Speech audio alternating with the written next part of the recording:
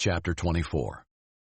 If a man marries a woman, but she becomes displeasing to him, because he finds something indecent about her, he may write her a divorce certificate, hand it to her, and send her away from his house.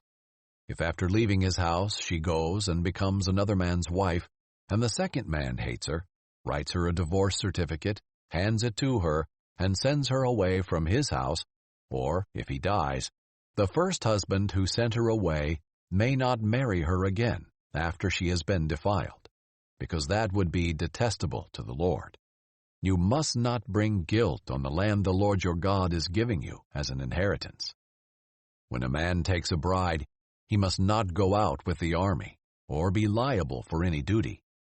He is free to stay at home for 1 year, so that he can bring joy to the wife he has married.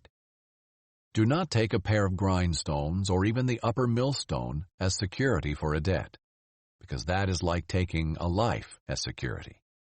If a man is discovered kidnapping one of his Israelite brothers, whether he treats him as a slave or sells him, the kidnapper must die. You must purge the evil from you. Be careful with the person who has a case of serious skin disease, following carefully everything the Levitical priests instruct you to do. Be careful to do as I have commanded them. Remember what the Lord your God did to Miriam on the journey after you left Egypt. When you make a loan of any kind to your neighbor, do not enter his house to collect what he offers as security.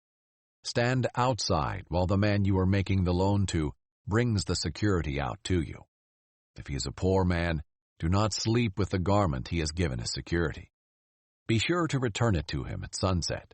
Then he will sleep in it and bless you, and this will be counted as righteousness to you before the Lord your God.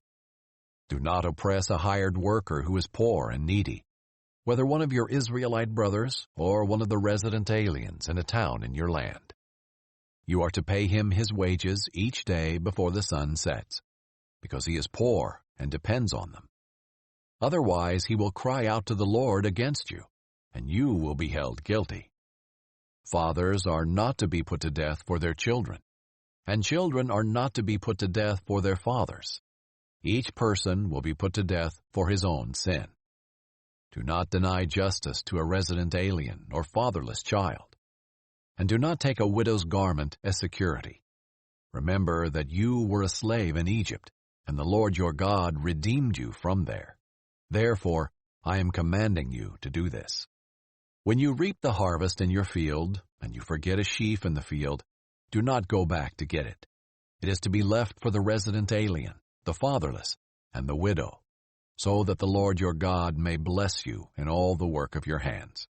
When you knock down the fruit from your olive tree, do not go over the branches again. What remains will be for the resident alien, the fatherless, and the widow. When you gather the grapes of your vineyard, do not glean what is left. What remains will be for the resident alien, the fatherless, and the widow. Remember that you were a slave in the land of Egypt. Therefore, I am commanding you to do this.